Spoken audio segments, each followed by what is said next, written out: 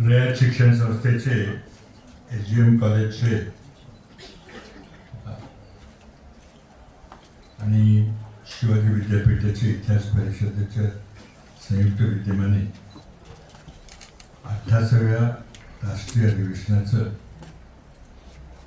या ठिकाणी आयोजन होत आहे. त्या कार्यक्रमाकरता कॉलेजचे प्राचार्य डॉक्टर चंद्रकांतजी खिलारे, त्याचबरोबर डॉक्टर अभयकुमार पाटील, श्री बेडकियाळ, अविनाश पाटील, संदीप महाजन, TS पाटील, रमेश कोळ, उत्तम मोरे, व्यासपीठावरील सर्व मान्यवर,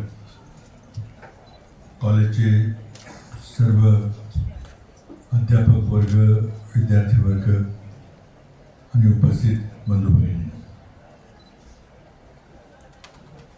मला आठवतं की मी आपल्या इतिहास परिषदेला 93-94 मी पाटणला एका कार्यक्रमाला गेलो होतो. त्यानंतर काही पुढं काही संपर्क आला नाही आणि आज पुन्हा या ठिकाणी याची संधी मिळालेली, त्याबद्दल आपले सर्वांचे धन्यवाद. सुरुवातीला मी सांगू इच्छितो की मी एक इंजिनियर आहे आणि इतिहासाचा किंवा समाजशास्त्राचा आमचा काही संबंध येऊन दिला नाही. मुद्दा जे सिलेबस असायचं, घोड्याला जसं झापड असं तसं आमचं म्हणजे इंजिनिअरिंग विषय, strength of material, theory of machines, mechanical drawing वगैरे हे विषय असायचे. बाकी कुठेही स्पर्श झाला नाही. त्यामुळे मला वाटतं की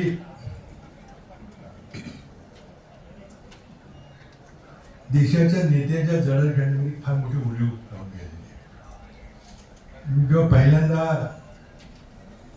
91 साली पार्लमेंटमध्ये आलो आणि अनेक विषय नव्याने हाताळायला मिळाले. राज्यघटना, कायदा, इंडियन पिनल कोड, आंतरराष्ट्रीय परिस्थिती, पॉलिटिकल सायन्स, थिअरी, इतिहास वगैरे.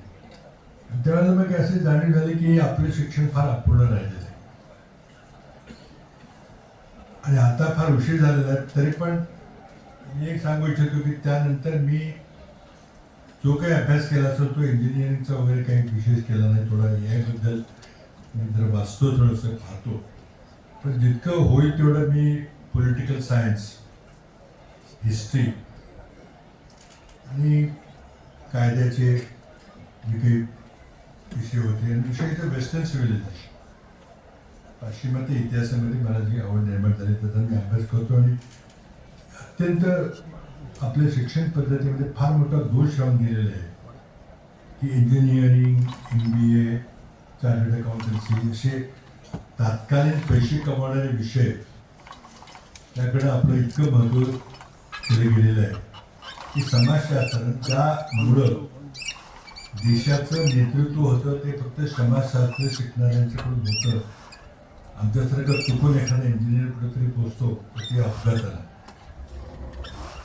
त्यामुळे काय झालं की बरेच इथं चर्चा होते की देशात काही बरोबर चाललेलं नाही, आजची युवा पिढी रस्त्यावर उतरून कुठं काही क्रांती करेल का, अशा पद्धतीचे चर्चा आपण ऐकतो. मला स्पष्टपणे सांगायचं होतं की बिलकुल काय होणार नाही. कारण आपण मुळातच काय झालं की विद्यार्थ्यांना इतिहासाची शिकवण देत नाही. आणि इतिहास म्हणजे आमच्या वेळेला जे पिअर प्रेशर असायचं, समकालीन आमचे जे सहपाठी असायचे, आमचे जे पालकांचा वर्ग असायचा, एकच म्हणणं असायचं की समाजशास्त्र काय शिकवू नकोस, काय नोकरी मिळणार नाही, जास्तीत जास्त शिक्षकाची नोकरी मिळेल ते, त्यापेक्षा लोक इंजिनियर, डॉक्टर नाही तर चार्टर्ड अकाउंटंट किंवा असं काहीतरी वगैरे पैसे कमवायला बरे पडले. इतका पगडा त्यावर पडला की आपण जर इंजिनियर झालो नाही किंवा डॉक्टर झालो नाही किंवा जर अशा चार्टर्ड अकाउंटिंग सारख्या फील्डमध्ये गेलो नाही, प्रोफेशनल फील्डमध्ये, तर मग आपलं काही खरं नाही. म्हणजे अगदी इतकं असायचं की तुझ्याशी कोण लग्न करणार नाही, तुझं कोणी मुलीचं नाही. आज जे शेतकऱ्यांच्या बाबतीत होतंय आजच्या युगामध्ये. एखादा सुशिक्षित युवक ग्रामीण भागातला असेल तर पालकाला विचारतात की तुला पगाराची नोकरी आहे का, चेकने पैसे मिळतात का, नाहीतर कोणी मुली द्यायला तयार होत नाही. आजचं सामाजिक वास्तव आहे, त्याबद्दल अनेक अभ्यासक अभ्यास करतात. आणि वस्तुस्थिती होती जर तुम्ही जर समाजशास्त्रामध्ये जर शिकला तर मग खरोखरच काही भवितव्य काही राहणार नाही. म्हणून अगदी जो त्याला ढोक म्हणतात की त्याला काहीच काही अभ्यासात काही त्याला कळत नाही, तर कुठेच अशा प्रोफेशनल कोर्सेसमध्ये ॲडमिशन मिळतं, तो फक्त समाजशास्त्राकडे वळायचा. अत्यंत दुर्दैवी गोष्ट आहे. त्यामुळं भारत जगाचं काही नेतृत्व करू शकलेलं नाही असं माझं काम. आज आता ए आयचं युग आहे. मी थोडंसं ए आयबद्दल बोलणार आहे, कारण मी एक शास्त्रज्ञ इंजिनियर आहे आणि तुमच्या इतिहास परिषदेचं मार्गदर्शन करण्याचा मला काही अधिकार नाही आहे. पण एक इतिहासाचा वापर करता म्हणून मी निश्चितच बोलू शकतो. म्हणजे काय अपेक्षा आहे, काय केलं पाहिजे, किंवा इतिहास कुठे चाललेला आहे, ए आयबद्दल मी थोडंसं बोलणार आहे. आणि मला मी जो अभ्यास करताना नेहमी पाहतो की ए आयमुळे नोकऱ्यांच्यावर काय परिणाम होतो. आणि मी एक स्पष्ट या ठिकाणी प्रतिपादन करू इच्छितो की जी परिस्थिती मी कॉलेजला जाताना होती की तुम्ही इंजिनियर किंवा डॉक्टर झाल्यानंतर काही मोठ्या पाण्याचं काही खरं नाही, म्हणजे एक्झॅक्टली उलटी परिस्थिती आज झाली. इंजिनियर्सना या वर्षी बहुतेक जे पिढी पास होऊन पाहिजे त्याला नोकऱ्या मिळणार नाही. त्याला एंट्री लेवल जॉब म्हणतात, कोडिंगचा, सॉफ्टवेअर लिहिण्याचा जॉब, किंवा अशा प्रकारे जे MBA वगैरे करतात किंवा वकिली करतात, त्यांचं भवितव्य अत्यंत डार्क आहे. प्रचंड मोठ्या प्रमाणात आपल्याला बेरोजगारी झालेली दिसेल, जॉब कटिंग दिसेल झालेलं. त्यामुळं इंजिनियर झाला किंवा डॉक्टर झाला किंवा MBA झाला किंवा चार्टर्ड अकाउंटंट झाला म्हणजे सगळं काही चांगलं हेच तर संपलेलं आहे. आणि मला तर या वर्षीच्या जी बॅच पासआउट होईल मार्च एप्रिलमध्ये, त्यांना देखील इंजिनियर्सना, कम्प्युटर सायन्सच्या इंजिनियरना नोकऱ्या मिळतील तर मला वाटतं. हे जरी डार्क भविष्य असलं तरी माझ्या दृष्टीने वास्तव आहे. जरा पाय थोडासा दुखतोय, जरा दुखण्यामुळं उभं राहताना त्रास होतोय. आपली परवानगी असेल तरी मी स्वतःच बसतो.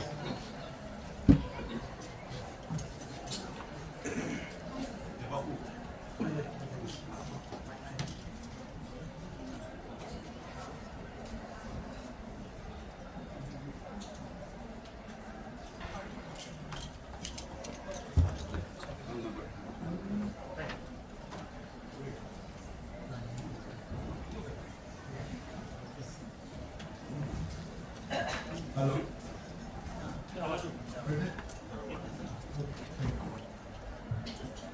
तर पहिलं माझं भविष्य आहे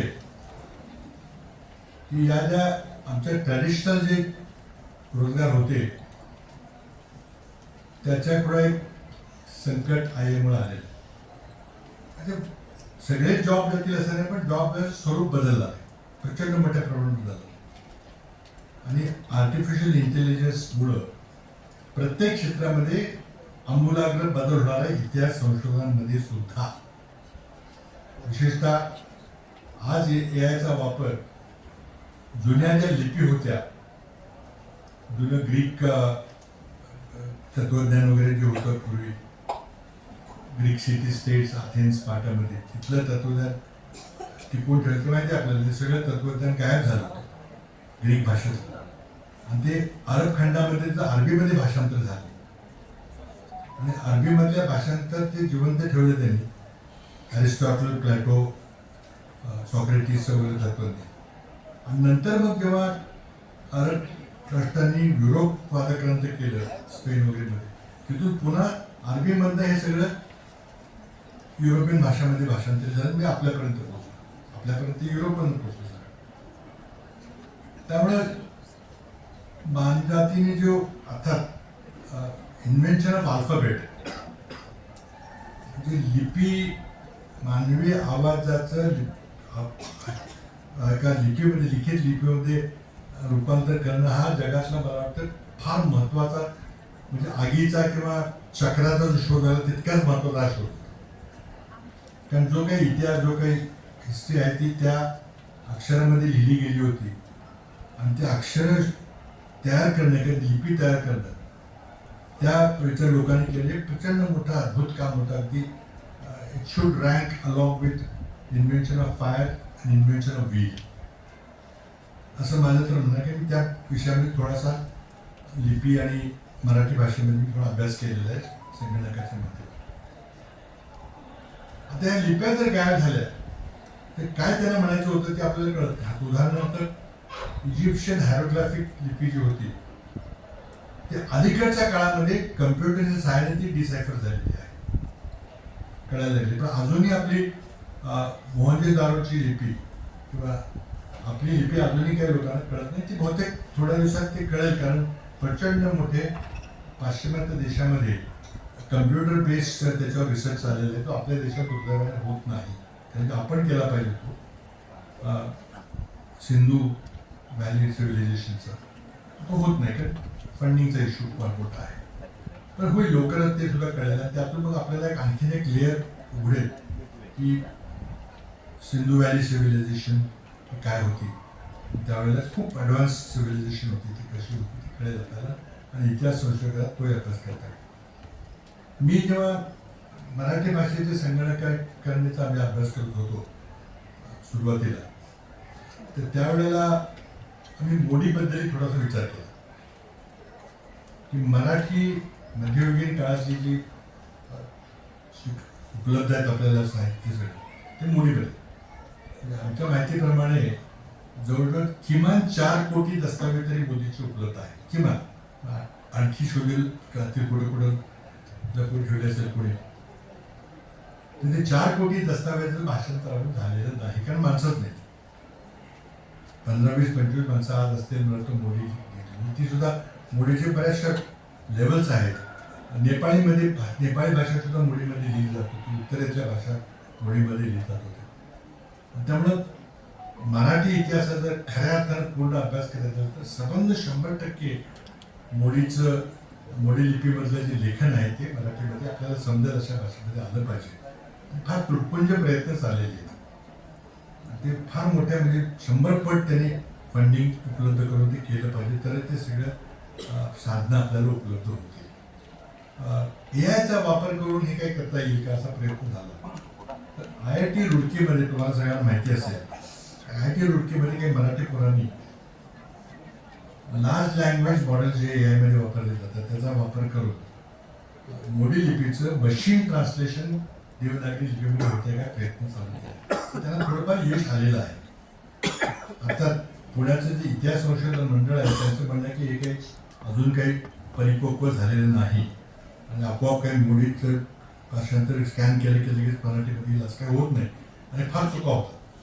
पण एक फार मोठा धाडसी पावल त्या मुलांनी रुडकीमध्ये, महाराष्ट्रात नाही, रुडकी माहिती आहे आपल्याला, उत्तराखंडमध्ये एक युनिव्हर्सिटी IIT, तिथल्या मुलांनी, आता मुलं मराठी आहेत, त्याला तिथं फंडिंग मिळायचं त्यांनी काम केलं आहे. स्तुत्य स्वागतार्ह आहे. महाराष्ट्र सरकारने काही केलं नाही. महाराष्ट्र सरकारने त्याबद्दल फार मोठ्या प्रमाणात फंडिंग उपलब्ध करून मोठ्या विश्वविद्यालयामध्ये किंवा शिवाजी विद्यापीठामध्ये डिपार्टमेंट सुरू केलं पाहिजे. आणि त्याच्याशिवाय मराठा हिस्ट्री ही अपूर्ण आहे, आपल्या सर्वांना माहिती, तुम्ही तर संशोधक.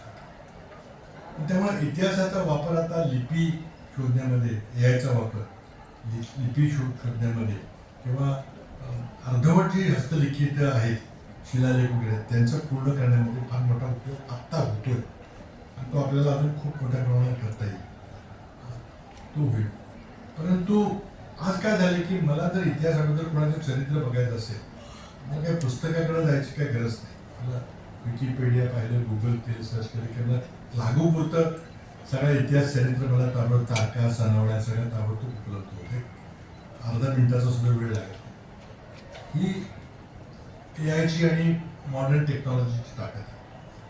आता ह्या ताकदीचा आणि या मॉडर्न टेक्नॉलॉजीचा वापर करून आपल्याला इतिहास संशोधनामध्ये आणखी कुठे पुढे जाता येईल याची फार मोठी गरज आहे आणि त्या दृष्टीनं अर्थात फंडिंगशिवाय काहीच होणार नाही. कारण दुर्दैवी गोष्ट अशी आहे की जर मी अमेरिकेत 5 वर्ष होतो आणि तिथल्या विश्वविद्यालयीन व्यवस्था मी फार जवळून पाहिलेली, तिथल्या राजकारणी जवळून पाहिलेली आणि म्हणून तिथं अमेरिकेत काय चाललं याची मी एक 4 पत्र मी वर्तमानपत्र अमेरिकेचे रोज चालतो, 2 इंग्लंडचे चालतो, एक चायनाचं चालतो, भारताचे तर वाचतोच म्हणजे चालतो. काय सगळं वाचणं काही शक्य होत नाही, दिवसभर पूर्ण नाही, पण काही मेन हेडलाईन्स किंवा काय मोठ्या जे घटना घडतात त्याचं मला थोडीशी माहिती आहे. म्हणून काही तिथल्या घटनांबद्दल मला भाष्य करता येतं. तिथे काय झालं, तिथल्या हायर एज्युकेशन सिस्टममधील आपल्यामध्ये फरक असा आहे की प्रचंड मोठे तिथं माजी विद्यार्थी तिथली उच्च शिक्षण व्यवस्था चालतात. प्रचंड मोठ्या प्रमाणे जे यशस्वी माजी विद्यार्थी आहेत, अल्युमिनी आहेत, त्यांच्या मोठ्या मोठ्या कंपन्या काढल्या, ते खूप मोठे मोठे अब्जाधीश झालेले आहेत, ते आपल्या कॉलेजला, आपल्या विश्वविद्यालयाला प्रचंड मोठ्या देणगी देतात. म्हणूनच हार्वर्ड युनिव्हर्सिटी सारखं विश्वविद्यालय किंवा MIT सारखं टेक्निकल युनिव्हर्सिटी, स्टॅनफोर्ड युनिव्हर्सिटी, हे सगळं फिलॉसॉफिक फंडिंगवर चाललेलं आहे. धर्मादाय फंडिंग येतं, सरकार त्यांना काही बिलकुल फंड देत नाही, काही रिसर्च करता ग्रँट देतं काही, पण UGC सारखी व्यवस्था काही तिकडे नाही. ती सगळी स्थानिक, ते आपल्याकडे ती मुवमेंट अजून सुरू झालेली नाही. आपलं आता SGM म्हटलं म्हणा किंवा शिवाजी युनिव्हर्सिटी म्हणा, खूप चांगली माणसं कुठल्या मोठ्या पदावर गेलेली आहेत, सरकारी नोकऱ्यामध्ये उच्च पदावर आहे आणि उद्योगपती झालेले आहेत, काही परदेशी सेटल झालेले आहेत. त्यांच्याकडून जो या प्रमाणात येतो थोडासा, नाही असं नाही, IIT मध्ये वगैरे लोक द्यायला लागले पैसे, पण अजूनही सामाजिक ज्ञानाकरता, सोशल सायन्सेस करता काही कोणी पैसे देत, फार दुर्दैवी आहे. म्हणजे अमेरिकेमध्ये जे रॉकफेलर स्कॉलरशिप, फोर्ड फाउंडेशनचे स्कॉलरशिप, असे स्कॉलरशिप आहे. आज प्रत्येक साखर कारखान्याने एक जर चेअर स्कॉलरशिप तयार केली, आपल्याकडे किती 200 कारखाने आहेत, देखील 2-2 कोटी रुपयाचा निधी टाकला, ते 10, 15, 20 लाख रुपये रिसर्च विद्यार्थ्याला देता येतील. आणि एखादं काहीतरी चांगलं रिसर्च करता येतं, ती मुवमेंट अजून सुरू झालेली आहे, होईल हळूहळू. त्याकरता आम्ही पॉलिटिकली कमी करतो. मी मुख्यमंत्री असताना काही ठिकाणी मी चेअर्स, चेंबर ऑफ कॉमर्सला सांगून काही 4-5 कोटी रुपयाचं निधी केलं, पण मला दुर्दैवाने मी पण कुठे गेल्या तर इंजिनिअरिंग संस्थांमध्ये, Indian institute of chemical technology किंवा अशा करता ठिकाणी, कारण मी सोशल सायन्समध्ये त्या करायला पाहिजे होत्या. शिवाजी युनिव्हर्सिटीमध्ये मी एक अध्यासन सुरू केलं होतं मुख्यमंत्री असताना, पण ते खूप मोठ्या प्रमाणात अशा प्रकारे चेअर प्रोफेसरशिप झाला पाहिजे. कारण आपण जोपर्यंत उत्कृष्ट दर्जाचे प्रोफेसर आणून चांगला रिसर्च त्यांच्याकडून करून घेत नाही विद्यार्थ्याच्याकडून, तोपर्यंत मला वाटतं काय आहे की म्हणजे सर्वात माझी खंत जी आहे की सगळ्या विचारवंतांची खंत आहे की युनिव्हर्सिटीज किंवा विश्वविद्यालय ही ज्ञान निर्मितीची केंद्र पाहिजेत, knowledge creating institutions, not only knowledge imparting. आज काय झालं दुर्दैवाने, फार अगदी ब्रुटली जर बोलायचं झालं, मला आवडणार नाही कदाचित, पण आपले फक्त सर्टिफिकेट छापणारे कारखाने झाले. सर्टिफिकेट दिले की तुला नोकरी लागेल, किंवा तुला ग्रॅज्युएट झालंस की तुला अप्लाय करता येईल, मग सरकारी नोकरीमध्ये किंवा UPSC किंवा MPSC मध्ये नोकरीला झालं. पण हे खरं काम विद्यापीठांचं किंवा विश्वविद्यालयाचं नाही. हायर एज्युकेशन म्हणजे तुम्ही नवीन नॉलेज क्रिएट केलं पाहिजे, पसरवलं पाहिजे, पुस्तकं दिली पाहिजे, सामान्य भाषेत गेलं पाहिजे, ह्याच्यामध्ये गेलं पाहिजे. ते होताना दिसत नाही.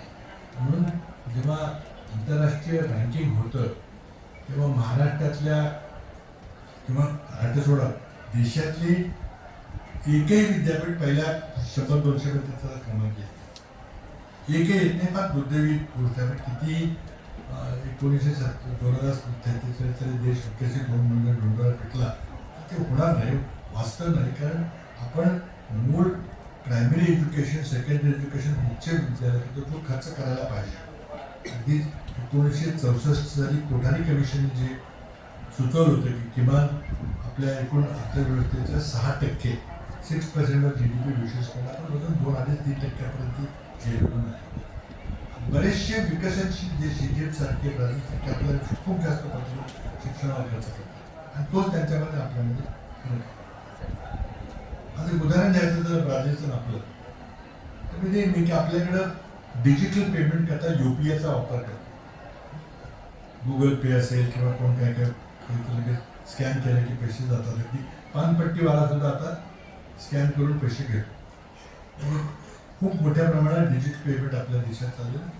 आपल्या खरंच शास्त्रज्ञांनी UPI युनिफाईड पेमेंट इंटरफेस नावाची जी यंत्रणा उभी केली होती खरोखरच फार स्वागतार्ह स्तुत्य फार कमी लोकांची केली आहे आणि विशेषतः दक्षिणेतल्या देशांनी केली आहे स्वागतार्ह आहे. पण अशाच प्रकारे जी यंत्रणा ब्राझीलमध्ये पिक्स नावाची यंत्रणा त्यांनी केली अगदी आपल्यासारखीच आहे ब्राझीलची. फरक मला एवढं सांगायचं की आपला देश मोठ्या लोकसंख्या मोठी आहे त्यामुळं आपले ज्या ट्रान्झॅक्शन दररोज होतात ते जगात फारच मोठ्या प्रमाणात होतं. ब्राझीलपेक्षा कितीतरी पटीने जास्त होतं. ब्राझीलची लोकसंख्या कमी. पण डिजिटल पेमेंटची व्यवस्था आपल्या देशातल्या फक्त 20% जनतेपर्यंत पोहोचलेली आहे. ब्राझीलमध्ये ते 80% लोक ते वापरतात. फरक काय तर शिक्षण आणि डिजिटल लिटरसी याचा अभाव असल्यामुळं इतके प्रचंड जगातलं एक अद्भुत असं काम आपल्या भारतातल्या शास्त्रज्ञांनी केलेलं आहे डिजिटल टेक्नॉलॉजीमध्ये. तर ते लोकांच्या पण पोचत नाही कारण लिटरसी डिजिटल लिटरसी याकडे आपलं दुर्लक्ष झालेलं आहे. आणि म्हणून मी तर आता आमच्या राजकीय भाषणामध्ये नेहमी बोलतो की हे सगळं 2047 दिवास्वप्न दाखवतात ती सगळी बोगसगिरी आहे. ते होणार नाही कारण त्याकरता आपल्याला जे मूलभूत शिक्षणामध्ये जो खर्च केला पाहिजे आरोग्यामध्ये संशोधनामध्ये केला तो आपण करत नाही. आता भारत सरकारने संशोधनाकरता अनुसंधान रिसर्च फाउंडेशन नावाची एक व्यवस्था उपस्थित केली. अमेरिकेमध्ये नॅशनल सायन्स फाउंडेशन आणि नॅशनल इन्स्टिट्यूट ऑफ हेल्थ या 2 संघटना आहेत त्या प्रचंड मोठ्या प्रमाणात रिसर्च फंडिंग उपलब्ध करून देतात.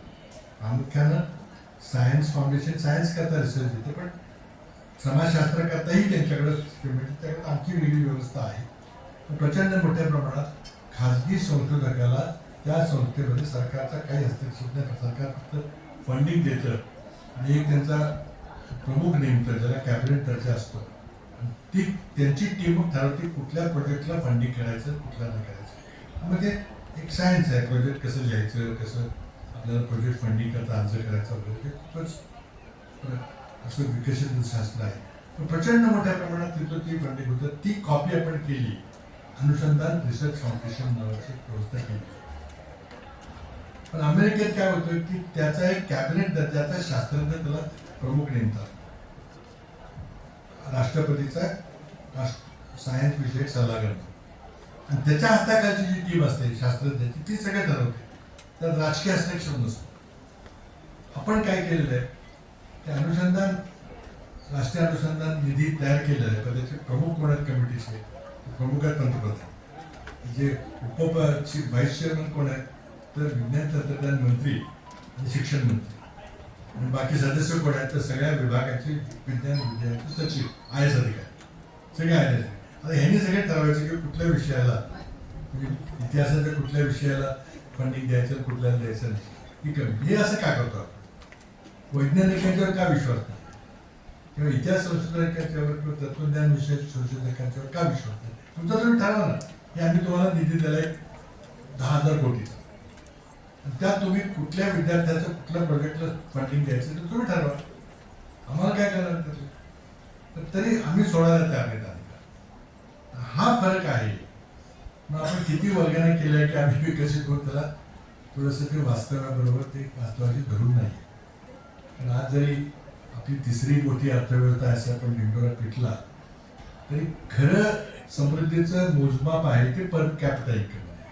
दरडोई उत्पन्न किती समृद्धी एका कुटुंबाची एका माणसाची किती समृद्धी आहे. दरडोई उत्पन्नाच्या बाबतीमध्ये भारताचा जगामध्ये 140वा नंबर. गेल्या 10 वर्षामध्ये आपला क्रमांक हा 150 वर 140 वर सुद्धा पोहोचलेला नाही. आणि आपल्याला जर विकसित राष्ट्र व्हायचं असेल तर आपल्याला पहिल्या 40-50 मध्ये यावं लागेल. चीन अजूनही विकसित राष्ट्र झालेलं नाही. आपल्या कितीतरी पण आपण जोपर्यंत 47 पर्यंत तिथे पोहोचू तोपर्यंत इतर राष्ट्र आपली इतकी पुढे झाली असेल की विकसितशील राष्ट्राची विकसित राष्ट्राची व्याख्या बदललेली असेल. पुन्हा आपण कॅचअप गेम आपल्याला खेळावा लागेल. दुर्दैवाने काय झालं की या विषयांच्याकडे जे समाजशास्त्राचे विषय ज्यातून खरं नेतृत्व तयार होतं ते आपण शिकवत नाही, कारण त्याकडे समाजाचा बघण्याचा दृष्टिकोन मी सुरुवातीला सांगितलं त्याचा इतका नकारात्मक आहे. पीअर ग्रुप असेल किंवा समपाठी असेल, समाजातील विद्यार्थी असतील, पालकांचा ग्रुप असेल, यांना नाही की काही सोशल सायन्स बिलकुल अभ्यास करू नका, काही भवितव्य राहणार नाही. हे जोपर्यंत आपल्यामध्ये आहे तोपर्यंत मला वाटतं की पॉलिटिकल लिडरशिप आपण जगाचे करू शकणार नाही, बिलकुल करू शकणार नाही, कोणी काही वगैरे केलं तर. आज काय चाललंय त्याबद्दल मी बोलणार नाही, काही व्यासपीठ नाही आहे, वेगळ्या व्यासपीठावर मी सध्या परिस्थितीवर बोलतोच आहे, मी बोलत राहील. पण होणार नाही हे मी सांगू इच्छितो, कारण आपण तिकडे दुर्लक्ष केलेलं आहे. एकंदरीत संशोधनाकडं, एकंदरीत शिक्षणाकडे दुर्लक्ष केलेलं आहे. आणि समाजामध्ये देखील की आता बऱ्याच मोठ्या मोठ्या कंपन्या झाल्या. कोण म्हणतं की अमुक अमुक भारतातला एक माणूस जगात दुसऱ्या नंबरचा श्रीमंत झाला, तर 2 नंबरचा शिक्षण झाल्यानं तू युनिव्हर्सिटी काढली का बाबा? मी ज्या युनिव्हर्सिटीमध्ये शिकलो पिलांनीला, तिथे इंजिनिअरिंग झालं, 5 वर्ष मी तिथे होतो. अगदी अक्षरशः वाळवंट आहे. तिथं पहिल्यांदा कोण माणूस गेला तर अंगावर काट येतात की इथं 5 वर्ष कसं राहायचं. तर तो होता मला, मी जेव्हा पहिल्यांदा गेलो पिलांनीला आणि दिल्लीहून पायकालाच जावं लागत होतं, काही व्यवस्था नव्हती. वाळवंट बघितल्यावर अंगावर काढलं की आता 5 वर्षाचा कोर्स आहे, या वाळवंटात राहावं लागेल. पण एका दिवसामध्ये 24 तासाच्या आत मला जेव्हा ते सगळे देशातले सहपाठी भेटले, कोणी तामिळनाडूचा, कोणी नेपाळचा, कोणी कलकत्त्याचा, कोणी बंगाली, आणि आम्ही असं भेटलो. दुसऱ्या दिवसापासून तो विषय संपला आणि 5 वर्ष कसे निघून गेल्यामुळे कळलं पण. वाळूची वाजले यायची, दुपारी बघायचं सगळे वाळू खोलीत पसरली असायची, पेन ठेवलं असतं, पेनचं शॅडो चित्र असायचं, बाजूला सगळे वाळ असायचं. त्यात आम्ही 5 वर्ष काढली. पण ती युनिव्हर्सिटी ही जीडी बदलांनी आपलं जन्मस्थान पिलानी तिथं निर्माण केलं. वाळवंटात स्वर्गासारखे तिथे चित्र तिथे उभा केले, हिरवगार केले. पण आत्ताच्या आधुनिक उद्योगपती 2 नंबरचा कोणी म्हणतात, कोण म्हणतो 2 नंबर झाला, कोण 4 नंबरचा, कोण 10 नंबरचा, त्यांनी काय केलेलं दिसत नाही. एक 5-25 मोठ्या स्कॉलरशिप, 25-25 लाख रुपये स्कॉलरशिप का देत नाही? मला ते शक्य आहे. आज जे अमेरिकेत लोकांनी केलं, कार्नेगी फाउंडेशन असेल, रॉकफेलर फाउंडेशन असेल, फोर्ड फाउंडेशन असेल, श्रीमंत उद्योगपतींनी इथे शिक्षणाकरता पैसे खर्च केले. आज देखील फुलब्राईट स्कॉलरशिप मिळाली की फार मोठं सन्मानाचं मानलं जातं. रॉकफेलर स्कॉलरशिप मिळाली फार मोठं सन्मान असतो. आपल्या देशामध्ये अजून तरी कुठं काही केलं. विप्रो कंपनीने थोडेसे पैसे त्यामध्ये फिलॉसॉफी करता सर्वात जास्त पैसे केले. काही IT कंपन्या आता करायला लागल्या, हळूहळू सुरुवात झालेली आहे, होईल ती. त्यामध्ये हे राजकीय अपयश आहे. हे काही तुमचा काही कोणाचा तर दोष नाही, हे आमचा सगळ्यांचा दोष आहे की आम्ही जेव्हा पदावर होतो तेव्हा आम्ही आत्ता जे पदावर पद होते त्यांनी या उद्योगपतींना प्रवृत्त केलं पाहिजे की शेवटी जे तुमच्याकरता लागणारं संशोधन त्या लोकांनी मुलांनी करायचं. आज मोठ्या मोठ्या IT कंपन्या पॉलिटिकल सायन्सच्या विद्यार्थ्या PhD पॉलिटिकल सायन्स डिपार्टमेंट सुरू करतात, कारण जगात काय चालतं त्यांना जागतिक व्यापार करायचा. समजा आपण एखाद्या आफ्रिकेतल्या एका देशामध्ये गुंतवणूक केला, त्या देशामध्ये काही क्रांती वगैरे ते होणार नाही ना, ते स्टेबल राहील. किंवा तो पॉलिटिकल सायन्सवाला आणि इतिहासाचा विद्यार्थी ते घेतात, तुम्ही त्या रिजनचा सगळा अभ्यास करा आणि तिथे काय होणार आहे बघा, तिथं सगळे व्यवस्थित चाललेलं आहे. राजकीय परिस्थितीमध्ये की आपण गुंतवणूक केली तर पैसे बुडणार तर नाही, हळूहळू व्हायला लागले. पण मी जो बदल बघायचा सांगितला तर IT मध्ये आता मुलं पुन्हा पुढची 5 वर्षानंतर पालक म्हणतात की इंजिनियर काय होऊ नकोस, नोकरी मिळणार नाही तुला, दुसरं काहीतरी विषय. त्यामुळे कदाचित मग समाजशास्त्राकडं बघण्याचा आपला दृष्टिकोन बदलेल. आता संशोधन करताना AI खूप मोठा लोक वापर करतात, तुम्हालाही खूप करता येईल, पण त्याकरता आपल्याला विशेष साधनं उपलब्ध करून द्यावी लागेल. लोकांना कशा प्रकारे त्याचं संशोधन करायचं, त्या दिशेने कसं जायचं, काही विद्यार्थ्यांना फंडिंग उपलब्ध करून देऊन त्याकरता संशोधन केलं पाहिजे. आज इतिहास परिषदेचं मी काम पाहिलं, पाटीलला जेव्हा 20-25 वर्षापूर्वी गेलो तेव्हा थोडं पाहिलं होतं. बहुतेक महाराष्ट्रातले इतिहास संशोधक परिषद म्हणजे मराठा हिस्ट्री आणि त्यानंतर थोडासा आधुनिक काळ म्हणजे स्वातंत्र्याच्या पूर्वीचा आणि स्वातंत्र्यानंतरचा आधुनिक काळ हा त्याच्यापुरता आपण सीमित आहोत. मला वाटतं की वेस्टर्न सिव्हिलायझेशन पाश्चिमात्य जो इतिहास आहे पाश्चिमात्य तत्वज्ञान त्याचा अभ्यास करणे फार महत्त्वाचं आहे. आणि मी जेव्हा त्यातली काही साधनं वाचतो तेव्हा इतकं प्रचंड तत्वज्ञान त्यांनी त्या 2000-2500 वर्षांपूर्वी तत्वज्ञान तयार करून ठेवलेलं आहे. लोकशाहीचा त्या ठिकाणी संकल्पना 2500 वर्षापूर्वी मांडली गेली आणि ती अंमलात आणली गेली. कोण होते ते लोक, त्यातली काय सामाजिक परिस्थिती होती, त्यांनी हे का केलं, त्यांना काही दुसरं काम नव्हतं का, त्यांना युद्ध जिंकायची होती, युद्ध लढायची होती, त्यांना सैनिक मोठ्या प्रमाणात तयार करत तरी पण त्यांनी हे सुद्धा काम केलं. अरिस्टोटल, प्लॅटो, सॉक्रेटिस सारखी माणसं झाली आणि त्यातून मग अलेक्झांडर सारखा जगज्जेता निर्माण झाला. त्या समाजामध्ये इतिहासाबद्दलची सहानुभूती होती. हेरोडोटस हा पहिला आधी इतिहासकार आपण म्हणतो. अलेक्झांडर जेव्हा स्वारी केली ग्रीक भारतापर्यंत आला त्यानं 2 इतिहासकार बरोबर घेतले होते. तुम्हाला नावं आठवत नाही.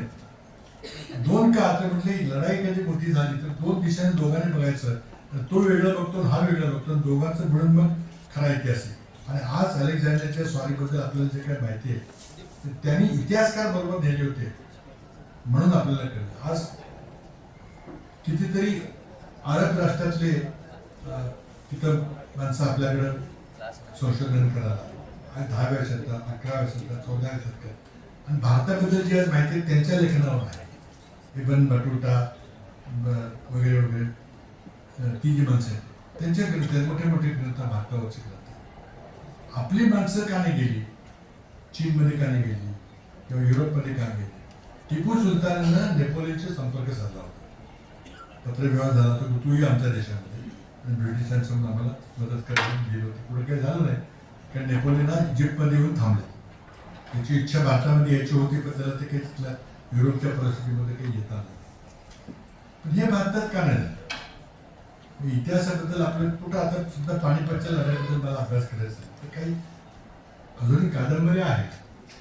तो खरंच इतिहास आहे का किंवा इतकं रिच मराठा हिस्ट्री युद्धाची म्हणजे मिलिटरी कॅम्पेनची हिस्ट्री आहे फार मोठा विषय तुमच्या अभ्यासातला आहे.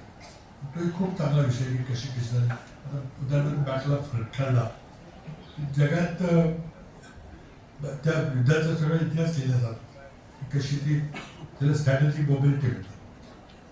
तर त्या लढाईचा इतिहास इतका रिच इतिहास आपला आहे. पण कादंबरीतून आम्हाला लागलं. मी लहान असताना इतिहासाची माझी तोंडओळख आहे कादंबरीतून. त्यावेळेच्या आमच्या लोकप्रिय कादंबऱ्या कोणत्या, नाथमाधवांच्या कादंबऱ्या, स्वराज्याचं श्री गणेश, म्हणजे सगळ्या कादंबऱ्या मराठीतून आणल्या. त्या कादंबऱ्या होत्या. त्यात कुठेतरी लव्ह अफेअरचा हे गेला असायचा कुठं, पण ते एक कथानक मात्र शिवाजी छत्रपतींच्या स्वराज्य स्थापनेचा असायचं. त्यातून इतिहास गोडी आम्हाला निर्माण झाली. पण पुढं काही दुर्दैवानं इतिहास काही शिकता आला नाही. त्याबद्दल आवडच निर्माण समाजात होत नाही, दुर्दैव आहे. मला वाटतं ती परिस्थिती आता बदलेल. हे मला त्यामध्ये तुम्हाला मेसेज द्यायचा आहे. AI-मुळं इतके आमूलाग्र बदल होणार आहे की जगापुढं माझ्या दृष्टीने 2 आव्हानं मोठी आहेत. एक अणुयुद्धाचं आव्हान पुन्हा डोकं वर काढते. मध्यंतरच्या काळामध्ये 92-93ला अणुचाचण्या बंद केल्या आपण आणि सगळं शांत झालं, अण्वस्त्राची संख्या कमी केली. पण आता ट्रम्प साहेब इथं आल्यामुळे त्यांनी आता सगळं बदललं. भारताने देखील त्यांच्या दबावामुळं आपला अणुऊर्जेचा कायदा आमूलाग्र बदलला आहे.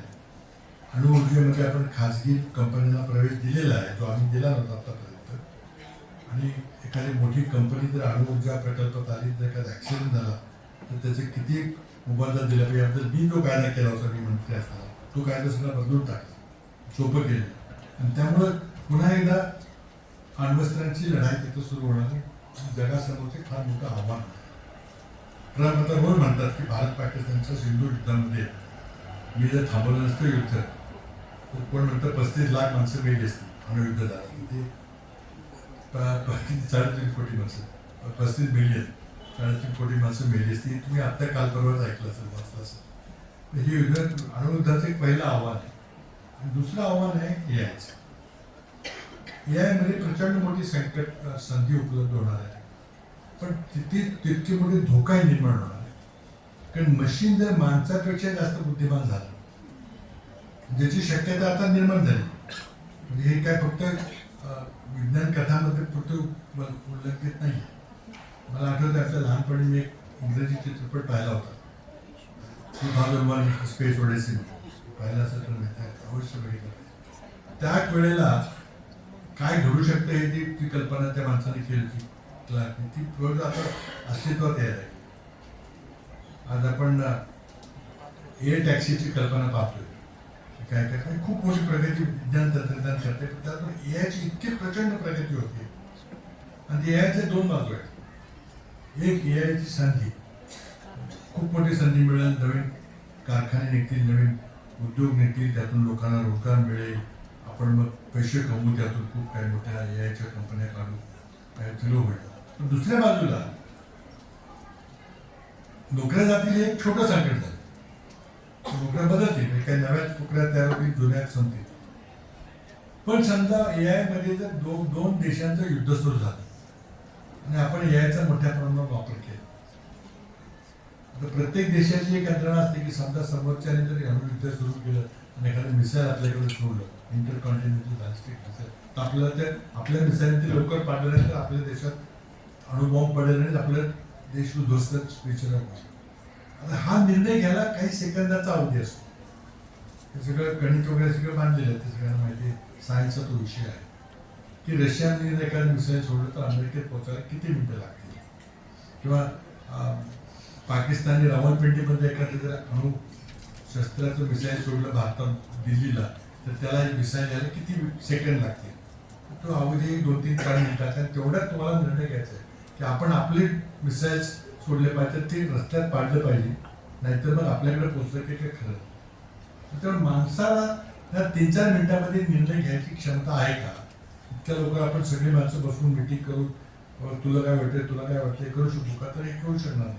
म्हणजे शेवटी मशीनने केलं पाहिजे, मशीन तात्पुरतं केलं. आणि त्या मशीनने ठरवलं की नाही हा धोका आहे, त्यामध्ये अणुबॉम्ब असण्याची शक्यता आहे आणि आपण लवकर पाडलं, आपला अणुबॉम्ब आपण सोडला पाहिजे, हे ठरवलं तुम्हाला न विचारता. तर मग त्यात त्यांनी जर चूक केली एखाद्या अल्गोरिदममध्ये, तर मग काय होईल ते सांगता येतं. म्हणून आज खरं म्हणजे आजच्या तारखेलाच पॅरिसमध्ये कॉन्फरन्स होती, त्याला मला बोलवलं होतं की अशा प्रकारे एआयमुळं असा धोका काही निर्माण होईल का, आणि त्यामुळे आपल्याला काय काळजी घेतली पाहिजे. मी थोडंसं प्रवास टाळला नाही, जाऊ शिकलो आजच होते. पण आज जगामध्ये गंभीर चर्चा सुरू झाली की जर मशीन्स इतके इंटेलिजंट झाले, माणसाच्या मानवी बुद्धिमत्तेपेक्षा ते पुढे गेले, त्याची शक्यता तर निर्माण झाली. म्हणजे विज्ञान कल्पना राहिलेली नाही. खूप प्रचंड मोठे शोध निबंध आता लिहिले जात आहेत की खरोखर जर ह्युमन इंटेलिजन्सपेक्षा जास्त तंत्रज्ञान जर माणसाकडे आलं तर त्याचं काय परिणाम, चांगले वाईट परिणाम. आणि मग मशीन्स टेक ओव्हर करतील का जग, आणि माणसाला सांगतील की तू काय करायचं, हे करायचं नाही, ते करायचं. आणि हे मग जे गोष्टी ही विज्ञान कल्पना राहिलेली आहे. हा धोका निर्माण झाला, त्याच्याकडून खूप प्रचंड मोठा अभ्यास जगात चाललेला की खरंच हे झालं तर काय काळजी घ्यायची, गार्डरेल्स काय ठेवायचं.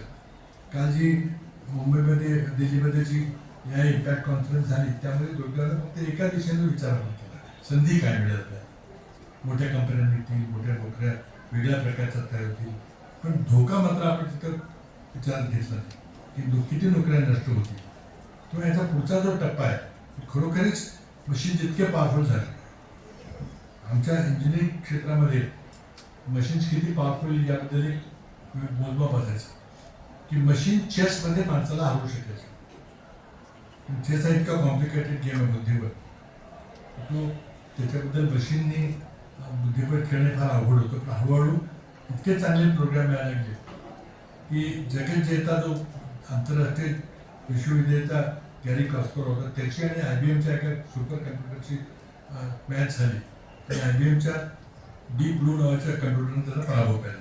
तिथं लोक मग जागे झाले, अरे बापरे, हे मशीन्स हे माणसाच्या पेक्षा पुढे जाण्याची शक्यता आहे. ही कधी 90च्या दशकामध्ये घडलेली घटना. आज तर आपण 2026 मध्ये फार पुढे प्रयत्न केला. आणि ही आता कवी कल्पना राहिलेली नाही, खरं झालेलं आहे. त्यामुळे प्रत्येकाच्या क्षेत्रामध्ये काय परिणाम होणार? दोन आव्हानं, एक अणुयुद्धाचं शक्यता, दुसरं एआयची शक्यता, एआयचा धोका. याबद्दलही आपल्याला लक्ष दिलं पाहिजे. तर इतिहास संशोधकांनी एक मोठा ब्रँच ऑफ सायन्स हिस्ट्री आहे, ती म्हणजे हिस्ट्री ऑफ सायन्स. विज्ञानाचा कसा कसा शोध लागेल त्याला काय, शेवटी हिस्ट्री आपण भूतकाळाकडे पाहतो आणि सायन्समध्ये आम्ही भविष्याकडे बघतो, काय होण्याचं, काय पुढे काय करू शकते, त्याचा फरक आहे. शेवटी सायन्सचा इतिहास जो आपण काढतो, गणिताचा इतिहास काढतो, कम्प्युटरचा इतिहास काढतो, तोही फार रोमहर्षक असा विषय आमच्याकरता आहे. कसं काय लोकांनी कशा प्रकारे गणिताचा आविष्कार केला, सायन्सचा विज्ञान कसं केला, न्यूटननी काय केलं, बऱ्याच शास्त्रज्ञांनी कसं केलं, गॅलिलिओ आणि कॉपर्निकसनी पृथ्वी चंद्राभोवती, पृथ्वी सूर्याभोवती फिरते की सूर्य पृथ्वीभोवती फिरते, हा जो मुख्य वाद होता, विज्ञान आणि धर्मशास्त्र, सायन्स अँड चर्च, ह्याचा जो संघर्ष पाश्चिमात्य देशात झाला, त्यामुळे त्यांच्या सुदैवानं विज्ञानाचा विजय झाला, धर्मशास्त्र मागे पडलं, आपल्याकडे उलट झालं. अजूनही धर्माचा जो पगडा आहे तो काही कमी होत नाही. त्यामुळं आपल्या संविधानामध्ये इंदिरा गांधींना संविधानामध्ये संशोधन करावं लागेल. ज्याप्रमाणे आपल्या कॉन्स्टिट्यूशनमध्ये फंडामेंटल राईट्सचा अध्याय आहे, तसं त्याप्रमाणे नवीन अध्याय काढावा लागला, फंडामेंटल ड्युटीज.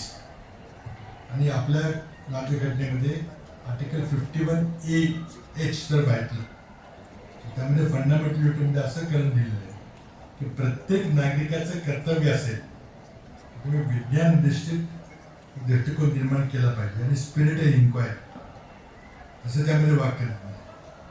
सायंटिफिक टेम्पर आणि स्पिरिट ऑफ इन्क्वायरी आपल्या राज्यघटनेमध्ये लिहिलेलं आहे. वाचा तुम्ही आर्टिकल 51A(H). हे का लिहावं लागलं? कारण नेहरूंना माहिती होतं, इंदिरा गांधींना कळलं होतं की आपण जोपर्यंत वैज्ञानिक दृष्टिकोन समाजामध्ये संशोधनाबद्दल याच्याबद्दल निर्माण करत नाही, मग तो फक्त विज्ञानाचं संशोधन असेल, अँथ्रोपॉलॉजीचं असेल, हिस्ट्रीचं असेल, फिलॉसॉफीचं असेल, हे सगळ्यात एक संशोधनात्मक दृष्टिकोन निर्माण करत नाही, तोपर्यंत आपलं काही खरं नाही. आणि म्हणून जेव्हा आजच्या युगामध्ये आम्ही प्रश्न विचारतो, विरोधी पक्ष म्हणतो तो अधिकार आहे, तो माझा मूलभूत अधिकार आहे, तो माझं मूलभूत कर्तव्य आहे. To ask questions to the government. म्हणजे आमच्या विरोधी पक्ष नेत्यांनी जे काही संशोधनाचा प्रश्न विचारला तो मूलभूत कर्तव्याचा भाग आहे. त्याला तुम्ही जर बंद करून टाकलं की नाही तुम्ही प्रश्न विचारू शकत नाही, मग समाजाची कधी प्रगती होणार नाही. 2047 कधी येणारच जेव्हा स्वतंत्र आहे. या ठिकाणी म्हणून मला वाटतं की आपल्याला नवीन आधुनिक तंत्रज्ञान, एआयचं तंत्रज्ञान आणि तुमचा विषय, त्यामध्ये अँथ्रोपॉलॉजी असेल किंवा आर्किओलॉजी असेल, हे जे तुमचे संबंधित विषय आहेत, त्यामध्ये प्रचंड मोठं फंडिंग उपलब्ध करून आपलं थोडंसं चाकोरी सोडून इतिहास संशोधनामध्ये बोललं पाहिजे. आज आपलं इतिहास संशोधन हे सीमित झालेलं आहे. मराठा हिस्ट्री, मिडिओ हिस्ट्री, मध्ययुगीन हिस्ट्री, मॉडर्न हिस्ट्री वगैरे आजकाल ते फार महत्त्वाचं आहे शिकणं, पण बाकीचं आपण सगळं सोडून दिलं कारण साधन नाही, निधी नाही. माझा सर्वात आवडता इतिहासाचा विषय म्हणजे राज्यक्रांत्या झाल्या. पहिली राज्यक्रांती झाली ती अमेरिकन राज्यक्रांती. त्यातून अमेरिकेची राज्यघटना, लिखित राज्यघटना तयार झाली. अमेरिकन कॉन्स्टिट्यूशन अत्यंत वाचनीय डॉक्युमेंट त्या ठिकाणी त्या लोकांनी तयार केलं. लोकशाही कशा पद्धतीने चालली पाहिजे हे तयार केलं. त्यातून प्रेरणा घेऊन फ्रेंच राज्यघटना झाली. हजारो लोकांना गिलोटिननी मारलं ते, त्यातून क्रांती करायला मिळते. राज्याचं मुलकं उडलं ती फ्रेंच राज्य. त्यातून मग rights of man and citizens नावाचा एक दस्तावेज तयार झाला. आजही आपण वापरतो राईट्स ऑफ मॅन, मानवाधिकार काय. त्यातून मग रशियन राज्यकाल आणि सर्वात महत्वाची राज्यकाल म्हणजे bloodless revolution by Mahatma Gandhi. त्या क्रांतीमध्ये आपण क्रांतीमध्ये शेवटी काय की राज्यसत्ता उलटून पाडून नवीन राज्यसत्ता प्रस्थापित करणं, ह्या सगळ्या महत्वाच्या हे विषय. फक्त भारताच्या सत्याग्रह मुवमेंटमध्ये किंवा नॉन कॉपरेशन मुवमेंटमध्ये गांधीजींनी काय केलं आपल्याला महत्व म्हणून एवढं अभ्यास करून चाललं. पूर्वी पण पाहिलं ग्रीक आणि पर्शियाची युद्ध झाली, त्यातून मग एका बाजूला युद्ध करत होते, एका बाजूला फार मोठे मोठे युद्धे त्यांनी देशमध्ये तयार केले, तर त्या बाजूला तत्वज्ञान तयार होतं, पुस्तकं लिहिली जातात. दॅट वॉज द रिपब्लिक नावाचं पुस्तक, आणि 17 वर्षापूर्वीचं पुस्तक आजही आपण वाचल्याशिवाय आपल्याला तत्वज्ञानामध्ये पुढे जाते. ते नॉलेज त्यांनी प्रिझर्व केलेलं आहे, ठेवलेलं आहे, त्याचे भाषांतरित करून ठेवलेलं आणलं आहे. म्हणून आज त्या कालखंडाची आपल्याला माहिती मिळते. ही प्रवृत्ती आपल्या समाजामध्ये निर्माण करण्याकरता आम्ही कमी पडतोय. Political leadership has fallen short. हे अगदी मी कबूल करतो की ज्या प्रकारे एकतर सरकारी फंडिंग आलं पाहिजे, बजेटमध्ये व्यवस्था झाली पाहिजे, ती काय होत नाही. पहिलं उणीव आहे. आणि दुसरं, समाजामध्ये जे मोठे उद्योगपती असतील किंवा मोठे मोठे त्यांच्याकडून फिलॉन्थ्रॉफीची पाश्चिमात्य देशात होते, आणि शिक्षणाकरता, उच्च शिक्षणाकरता जे शोषणाकरता जे प्रोत्साहन दिलं जातं आर्थिक, ते आपल्याकडे मिळतं. ते होत नाही तोपर्यंत मला वाटतं आपण एक विश्वगुरु वगैरे याच्या बोगस घोषणा आहे, त्याला काही अर्थ नाही. त्याला काही नुसते ते स्वतः कवी कल्पना आपली पाठ थोपून घेण्याचा प्रकार आहे. खूप आपल्याला काम करावं. तुम्ही आज आपल्या पद्धतीनं आपल्या लिमिटेड रिसोर्सेसमध्ये अतिशय उत्कृष्ट काम करताय. 93 साली तुमची संघटना सुरू झाली, आणि 28वं आपले परिषद अधिवेशन घडवत आहे. आणि त्यामध्ये शिवाजी विद्यापीठातून जरी लिमिट असलं तरी त्यामुळे तुमचा फोकस स्वाभाविकपणे ठराविक विषय असले, मला वाटतं संशोधन करायला लावणं, प्रवृत्ती निर्माण करणं, त्यातून काही PhDs तयार करणं, त्यातून काही पुस्तकं लिहिणं, खूप चांगली पुस्तकं, चरित्र वगैरे लिहिली जात आहेत. आणि इतिहासातून आपण प्रिझर्व करतो. राजकारणाबद्दल बोलायचं झालं तर पाश्चिमात्य देशामध्ये प्रत्येक मोठा नेता आपला आत्मचरित्र लिहितो. तो फक्त आत्मस्तुती करण्याकरता लिहितो असं नाही, तो इतिहास असतो.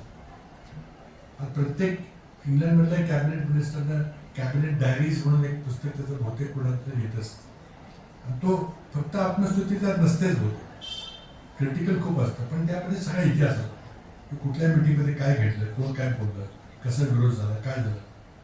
दुसऱ्या महायुद्धामध्ये चर्चिलने 5 लोकांचं जे कॅबिनेट केलं, सर्वपक्षीय कॅबिनेट, त्यामध्ये निर्णय केले झाले. चर्चिलवर इतका मोठा दबाव आला त्यावेळेला की तुम्ही शरणागती पत्करून हिटलरशी तुम्ही समझोता करा, आपल्याला युद्ध परवडणार नाही. पण हिटलरने त्यावेळेला निर्णय करायला नाही, मी पत्करणार असेल, फार मोठा निर्णय घेतला. तिथे कॅबिनेटमध्ये खूप मोठा विरोध झाला, सरकार पडायची भीती निर्माण झाली, तरी त्यांनी तो निर्णय घेतला. हा इतिहास, ज्वलंत इतिहास तिथे त्यांनी प्रिझर्व केला, आपण तो केलेला आहे. आज मी आता जेव्हा ऑपरेशन सिंधूरबद्दल बोलतो, दुर्दैवानं पहिलंच युद्ध आहे भारत पाकिस्तानचं. मिलिटरी हिस्ट्री हा मोठा विषय आहे इतिहासाचा, तुमच्याकडले काही लोक अभ्यास करत असतील. त्यामध्ये जेव्हा इतिहास करतो, या प्रत्येक युद्धामध्ये पार्लमेंटचं सेशन चालू होतं. भारत चीन युद्ध जेव्हा झालं तेव्हा पंडितजींना अटल बिहारी वाजपेयी, राममनोहर लोहिया विरोधी पक्षाचे खासदार होते, त्यांनी आग्रह केला की नाही, विशेष पार्लमेंटचं सत्र बोलवा, युद्ध चीनमध्ये काय चाललं आम्हाला पाहायचं. नेहरूंनी 2 दिवसाचं अधिवेशन बोलावलं. त्यांना शिव्या बसणार आहेत, टिकावणार त्यांना माहिती होतं, तरी त्यांनी बोलवलं. दररोज सकाळी 11 वाजता नेहरू सभागृहात यायचे, स्वतः उठून बोलून सांगायचे. कारण मला दुर्दैवानं सांगावं असं वाटतं की आज चीननं आपला आसाममधला बॉम्बेला प्रांत घेतला. आज आपले 10,000 सैनिक त्यांनी तुरुंगात टाकले, अरेस्ट केले, कॅप्चर केले. आणि हे सगळं येऊन सांगत होते, किती वाईट वाटलं तरी, किती हल्ला झाला तरी. ते कधी संसदेपासून बाहेर पडायला नाही. इंदिरा गांधी असतील, लालबहादूर शास्त्री असतील, अटल बिहारी वाजपेयी असतील, त्यावेळेला संसद अस्तित्वात नव्हती. वाजपेयीचं सरकार पडलं होतं एकमताने, संसद नव्हती, तरी वाजपेयींनी रेडिओच्या आणि टीव्हीच्या माध्यमातून लोकांना काय चाललंय, ऑपरेशन विजय कारगिल बद्दल सांगितलं. लोकांना विश्वासात घेतलं. सर्व विरोधी पक्षाच्या नेत्यांच्या बैठका घेतल्या, त्यांना पॉवर पॉईंट प्रेझेंटेशन दिलं की कारगिल कुठे आहे, आपण तिथे पाकिस्तानचे युद्ध तिथे बसले, तर का आपण तिथून काढू शकत नाही, की उंचावर आहे, काय केलं, आपली माणसं मरत आहेत, काय केलं पाहिजे, हे त्यांनी पॉवर पॉईंट प्रेझेंटेशन विरोधी पक्ष नेत्यांनी इतकं विश्वासात घ्यायचं प्रत्येक. पण या युद्धामध्ये पार्लमेंट नाही, विरोधी पक्षाची चर्चा नाही, एक मीटिंग बोलायचं तर पंतप्रधान आले नाही. हा जो दृष्टिकोन आहे, अजूनही जे 88 तासाचं युद्ध झालं, ऑपरेशन सिंधूर नाव दिलं गेलं, त्या 88 तासाच्या युद्धामध्ये 7 तारखेला काय घडलं, 10 तारखेला काय घडलं याची स्पष्टता आपल्या बाजूने दिली गेलेली आणि त्यामुळे दुर्दैवाने पाकिस्तानचं नॅरेटिव्ह पुढे जातं आणि ट्रम्प रोज पाकिस्तानचं ऐकून काहीतरी सांगते की भारताच्या 11 विमानं पडल्या. पण तुम्ही खरं सांगा ना, कारण इतिहासाच्या बद्दल आपली जी तो निगेटिव्ह दृष्टिकोन आहे की काय सांगायचं नाही. आज मला जर एक अभ्यासक म्हणून ऑपरेशन सिंधूमध्ये खरं काय घडलं हे जर पाहिजे असेल तर मला भारतातून कुणीही मला सांगत नाही, भारत सरकार सांगत नाही, सगळे लपून ठेवलेलं आहे. म्हणून मग एक इंटरनॅशनल थिंक टँक आहे स्वित्झर्लंडमध्ये, त्यांनी एक इतिहास काढला, छोटीशी पुस्तकं 55 पानाची 50 पानाची पुस्तकं काढली ओपन. माझ्या ट्विटर हँडलवर संदर्भ आहे, कोणाला वाचायचं असेल तर वाचा. 55 पानाचे तर सगळा इतिहास त्या 48 तासाच्या इतिहास लढाईचा इतिहास दिला निपक्षपात. स्वित्झर्लंडला काही इंटरेस्ट नाही, पाकिस्तानमध्ये इंटरेस्ट नाही का आपल्यामध्ये, पण आपण नाही केलं तर येईल तेव्हा येईल. पंडित नेहरूंनी भारत चीन युद्धाबद्दल लगेच एक रिपोर्ट तयार करायला लावला आणि तो रिपोर्ट हँडरसन ब्रुक्स नावाचा रिपोर्ट तयार झाला. फक्त तो काही प्रकाशित केला नाही कारण काही लोकांचे नावं त्यामध्ये आली होती म्हणून त्यांनी केलं, पण रिपोर्ट तयार आहे, लीक झालेलं आहे. पण तयार अटल बिहारी वाजपेयींनी युद्ध आपलं मे मध्ये संपलं, ऑपरेशन कारगिलमध्ये आपला विजय झाला. पार्लमेंट नव्हतं पण अटल बिहारी वाजपेयी प्रेस कॉन्फरन्समध्ये सांगितलं की आपला विजय झालेला आहे आणि पाकिस्तानला आपण हटवलेलं आहे. दुसऱ्या दिवशी अटल बिहारी वाजपेयींनी एक कमिटी नेमली, चौकशी समिती, सुब्रमण्यम कमिटी नेमली की कारगिलमध्ये काय घडलं, आमच्या काय चुका झाल्या, इंटेलिजन्स फेल्युअर होतं का. त्या सुब्रमण्यम आत्ताचे जे परराष्ट्र मंत्री जयशंकर त्यांचे वडील मोठे शास्त्रज्ञ त्यावेळी हिस्टॉरियन मिलिटरीचे, त्यांचा रिपोर्ट आला. तो रिपोर्टमध्ये अगदी स्पष्ट लिहिले की तुमचा इंटेलिजन्स फेल्युअर आहे सरकारचं, वाजपेयी सरकारने स्टेट धोरण केलं म्हणून हे झालं. तुम्ही झोपला होता काय, पाकिस्तानचे सैनिक कारगिलमध्ये येत होते तेव्हा, हे सगळं लिहिलं आणि वाजपेयींनी तो रिपोर्ट प्रकाशित केला. बाजारात गेला तुम्हाला तो पुस्तक सगळं ती विकत भेटतात इतिहासाचा, तो इतिहास आहे. आज आपला इतिहासाचा दृष्टिकोन बघायचा इतका निगेटिव्ह आहे की काय घडलं मला सांगायला पण तयार नाही. आणि म्हणून मग काहीतरी कुठला तरी युट्यूब चॅनलवर पाहावं लागतं की खरं किंवा कुठल्या माहिती नसतं. आणि हा रिपोर्ट मला जेव्हा मिळाला तेव्हा त्यातल्या त्यात काहीतरी खरा इतिहास एक इतिहासाची बाजू त्या ठिकाणी कळाली. कारण भारत सरकार काही सांगायला तयार, हा आपला इतिहासाचा दृष्टिकोन आहे.